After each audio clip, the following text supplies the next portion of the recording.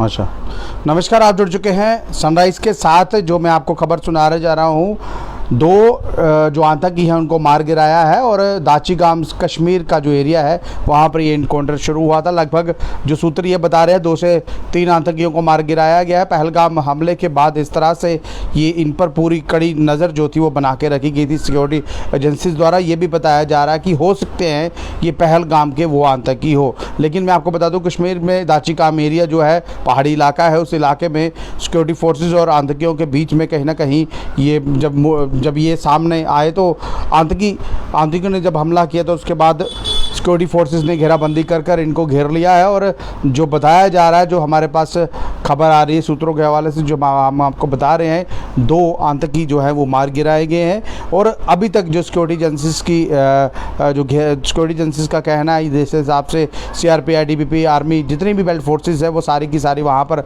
इस वक्त मौजूद है और घेराबंदी कर ली गई है। इस एरिए में घेराबंदी पूरी की पूरी की गई है। लेकिन ये एरिया दाचिगाम एरिया कश्मीर का है और इस कश्मीर एरिया में जो ऑपरेशन अभी चल रहा है, इसमें ये बताया जा रहा है कि 2 से 3 आतंकियों को जो है वो मार गिराया है। और कहा यह भी जा रहा है हो सकते हैं ये पहलगाम के वो आतंकी हों जो कहीं ना कहीं छिपे हुए थे। आज सिक्योरिटी फोर्सेस, आपको पता तो है, सिक्योरिटी फोर्सेस लगातार इनके पीछे थे क्योंकि स्केच भी उस वक्त जारी किए गए थे। पूरी पुख्ता इंतज़ाम जो अभी किए गए होंगे और उसके बावजूद भी कहीं ना कहीं चप्पे चप्पे पर, आपको पता है कश्मीर में सिक्योरिटी फोर्सेस के सभी जवान जो है हमेशा मौजूद रहते हैं, मुस्तैद रहते हैं।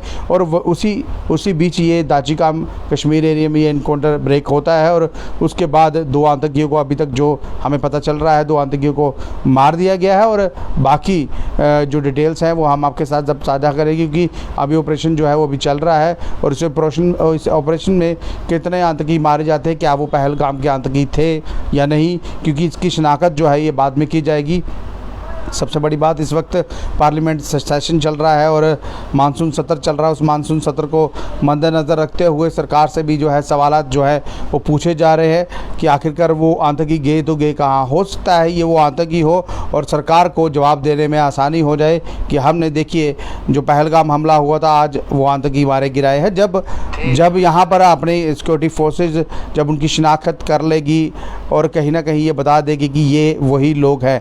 अभी तक जो कहा जा रहा है ये वो लोग हो सकते हैं, कंफर्मेशन जो है अभी नहीं है, लेकिन 2 से 3 आतंकी जो है वो मार गिराए गए हैं। दाचिगाम एरिया है, कश्मीर श्रीनगर का एरिया है और इस एरिया में आतंकी हमला जब होता है तो सिक्योरिटी फोर्सेस जो है मुस्तैद रहती है हमेशा। और कहीं ना कहीं इस एरिया को घेरा गया है, कॉर्डन कर लिया गया है। उस कॉर्डन के बाद 2 आतंकी, अभी तक 2 से 3 आतंकी जो है वो ये बताया जा रहा है कि मारे गए हैं।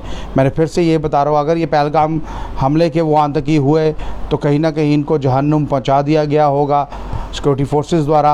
और सरकार को भी कहीं ना कहीं इस वक्त जवाब देने में आसानी होगी क्योंकि लगातार विपक्ष जो है ये इसी बात पर अड़ा हुआ है। ये कह रहा है कि पहलगाम हमले पर क्या हुआ। रोज़ जो है कहीं ना कहीं स्थगित हो रही है लोकसभा, राज्यसभा। कहीं ना कहीं मैं आपको बता दूँ, लगातार सरकार घिरी हुई नज़र आई थी। अगर ये वो आतंकी निकलते हैं तो सरकार को कहीं ना कहीं जवाब देने में आसानी होगी। बहरहाल, आपका इस खबर पर क्या कहना है, आप अपनी राय रखिएगा, उस वीडियो को ज़्यादा शेयर कीजिएगा। नमस्कार।